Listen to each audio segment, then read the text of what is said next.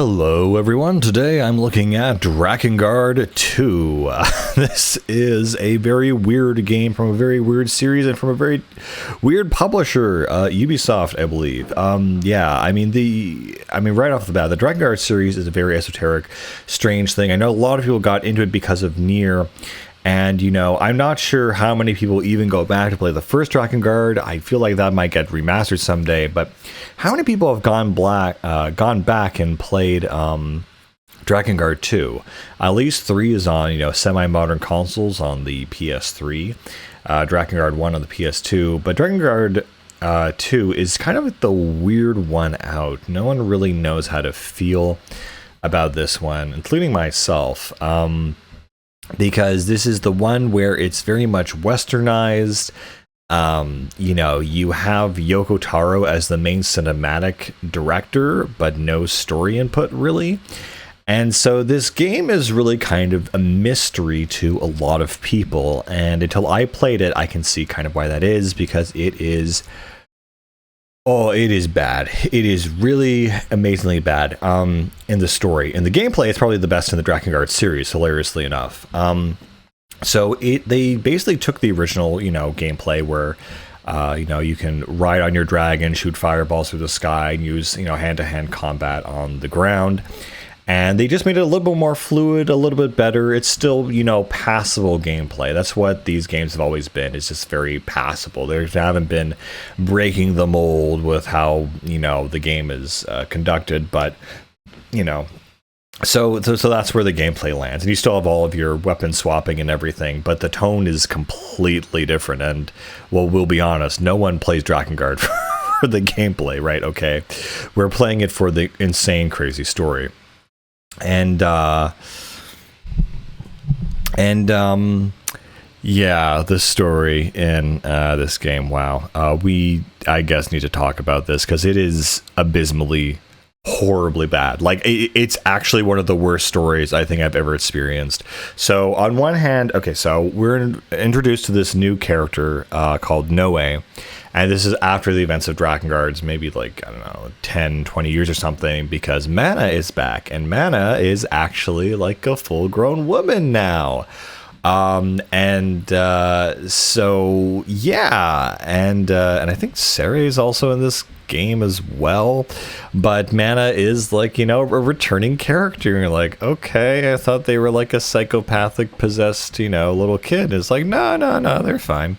And now Mana is kind of like this prophet, and she's leading the uprising against the empire and whatever. And Noe is one of the knights of the empire. He is apparently like half dragon or dragonborn or something like that.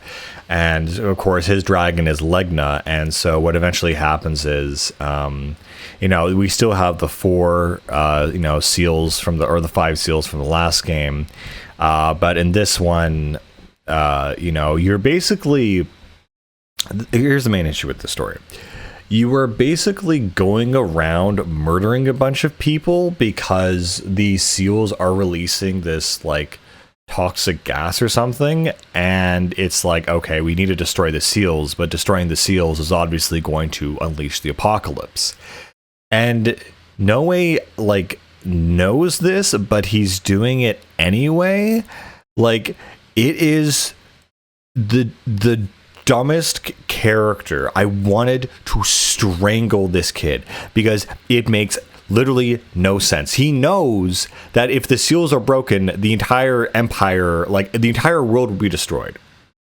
But he goes about doing it anyway. I was so mad because, the heckin' poor oppressed people, we gotta help them, and the evil empire. And then, he gets to the end of the game, and the king or the emperor is like, great, you've destroyed all the seals, now we're all doomed. And he's like, huh? That's not good.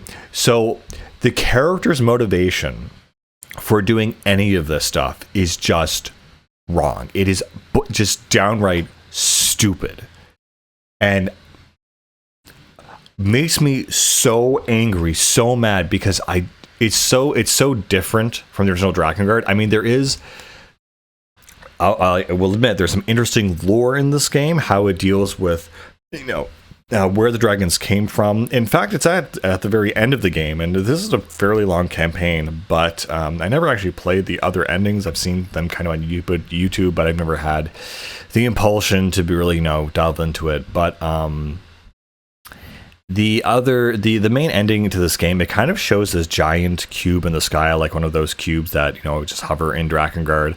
And in this case, it basically is like the birthplace of dragons or something, and there's this weird thing where you get this really interesting crossover between the dragons and the Watchers, and the origins of the dragons and the Watchers, and exactly why the dragons were built to defeat the Watchers and where the Watchers are coming from. And kind of this extra lore that is, I would say, pertinent to the overall story. It kind of fits in. It doesn't feel too out of place. That being said, again, the main character is just a dumbass. He is literally just the stupidest, overly emotional, overly noble character where he's like, we need to save the day. We need to stop all of these things from poisoning people. And like you're sacrificing the long-term health of everyone around you for the short-term glory, and you're oblivious or seemingly oblivious to the fact. But he knows that the seals are there for a reason. I'm sorry. This is just the most infuriatingly written character in all of video game history. Like, there have been annoying characters before in other, like, very, low stakes games, but Noe is literally the worst, because he is basically a self-serving sense of valor and honor, and the writers don't seem to be aware of this, and he's just doing it for the good of the people without giving a second thought to the long-term effects that is going to doom everyone. It's like, hey, in order to save the people from like drowning, or like from this flood that's going to come and destroy this house, I'm going to set it on fire, or I'm going to destroy the dam early. It's so stupid. It is so incredibly stupid. It's hard to really express. In any case, you still have the ability to change weapons and do all sorts of things. Little magic attacks. You now have a different lieutenants you can swap to. Each seal in the land is guarded by a lieutenant, so you defeat them or you bring them to your side, basically, and then you can use them in your battles. But again, we're building off the skeleton. The gameplay is better, but it's building off the skeleton of the original Drakengard game, which is basically a poor man's Dynasty Warriors. And just in that context, it's not great, especially when the original Drakengard has such a interesting, weird, crazy, compelling story around the madness of humanity and war, and what it means to kill, and the metaphysical, theological implications of all of that. I would also have to say, though, that Noe's dragon, Legna, is a very interesting character. He's someone who is kind of on your side and not on your side. He's self-interested, which is very different from Angelus, who, again, was mostly self-interested, but really bonded with Kaim in the original. Legna, however, is a lot more aloof, and he's a male dragon, obviously. And honestly, he's the best thing about this game, because he knows what Noe is doing. He knows that he's going to break the seals and unleash the end of the world, and he kind of encourages him in it. He's a very interesting character, where he is your mentor, but also against you at the same time. And the only time I can think of a character like that is Kreia from Knights of the Old Republic. It's very, very interesting to see that dynamic play out, even though Noe is an absolutely abysmal, annoying character. Something I think I should also mention is the music is different in this game. While I can kind of respect the artistic integrity of the original Drakengard, essentially remixing and redoing a series of classical themes and symphonies and orchestras in this maddening, evil, chaotic manner, which completely, perfectly represents the entire ideas and themations of Drakengard. In this one, they've gotten rid of all of that jarring, atonal, dissonant remixing, which is, objectively better on the ears of the player, but at the artistic merit of losing that essence and style, because that essence and style really isn't here in this game.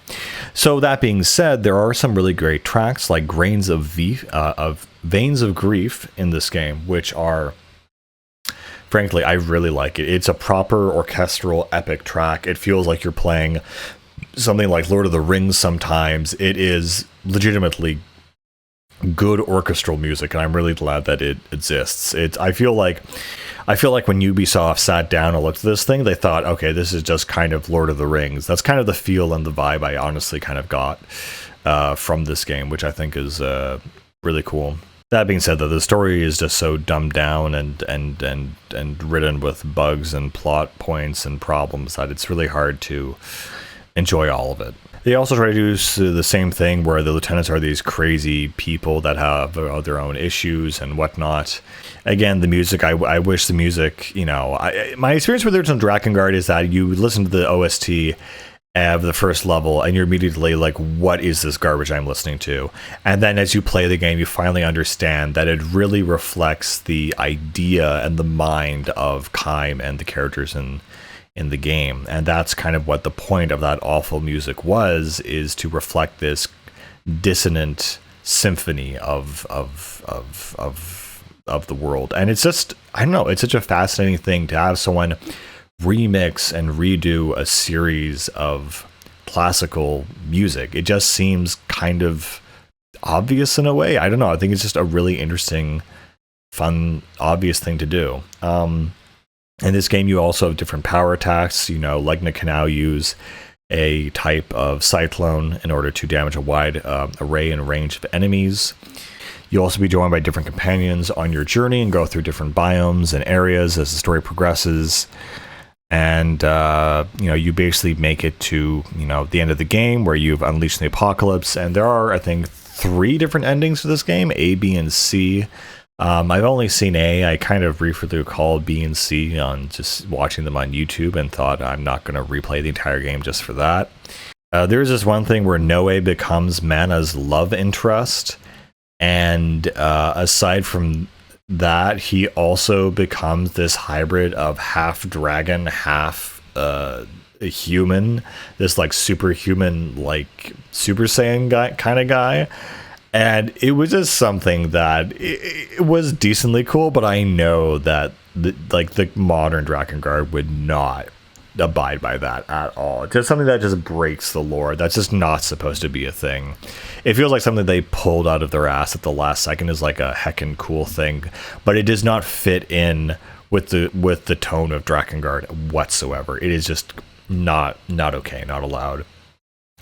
The way I think ending A ends, though, is Mana basically reseals everything, and she kind of sacrifices herself to basically be the maiden which guards the seals, and she lives in solitude for the rest of her days. So very similar to ending A of Drakengard 1, where Angelus is chained up and kind of sealed and sacrificed for that purpose. But yeah, if you're expecting Drakengard, I don't know. If you're basically a purist and you want to get the full experience, at some point you're going to have to play this game, I guess. But it takes place, I guess, technically in the future. No, I guess at the same time. But it's technically another timeline as the Drakengard after this one kind of establishes. I wonder if that's the entire reason that Drakengard 3 had branching storylines, is because this game just kind of mucked everything up. I think that'd be a really funny reason to do so. But yeah, this game you can pretty much ignore. It's pretty much like a side story, really, if you want to look at it that way. And I honestly look at it at a different AU because it is just so tonally different. And the fact that Mana is like a good person and like all this other stuff, it's just wrong. It's just like, no, this is not what was going to happen. That being said, though, because Yoko Taro was the cinematic director, the cutscenes in this game are amazingly well done and well directed, even if the tone is off. And this really, really comes in where there's this one scene where Kaim returns. Yes, Kaim is back. Like Frank West, he's back, everyone. And the reveal cutscene for Kaim in this game is insanely cool. It is actually extremely Kino. It is top art. The way he's revealed, the way he comes in, he's just like the coolest, most interesting character, and he's just portrayed as this like hardened badass veteran from the last game. I forget exactly how he fits into the story, honestly. It was kind of really dumb, and I don't want to go into it, but he, at least Yoko was able to give him a proper treatment aesthetically. But the rest of the game is really just super, super dumb and broken and not very smart at all. The game also follows a pretty linear path. You just kind of beat the game and then you redo it. I think in ending C and D for Drakengard 1, you have to get all the weapons and then fully upgrade them and all this other, crazy stuff. I don't think that's the case here, but I thought you just had to play the game through again for ending B and C. And, now that I think about it, if you have to upgrade all the weapons, it's probably a good idea. I did not do that. This is a very funny, like weird installment. It's the sequel that, I guess everyone wanted, but when we got it, it was like a cursed item. Again, the gameplay is fine, but again, we don't come to this game for the gameplay. Yeah, there's not much else to say about it except that it exists. It is okay, but if you play it, you will experience the most infuriating character motivations you have ever experienced in a game, ever. And I can almost promise you that. It is just ridiculous. Anyway, with that said, guys, I think I'll move on and leave you with this. Bye.